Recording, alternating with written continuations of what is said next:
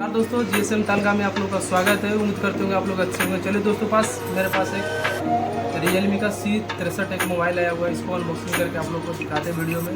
Video बने रहे। अगर ये वीडियो आप लोग को अच्छा लगे तो हमारे चैनल जीएसएम तालका को सब्सक्राइब करना ना भूलें। अगर हेल्पफुल लगे तो वीडियो को ज़्यादा से ज़्यादा शेयर करें, ठीक है। चलिए दोस्तों दिखाते हैं।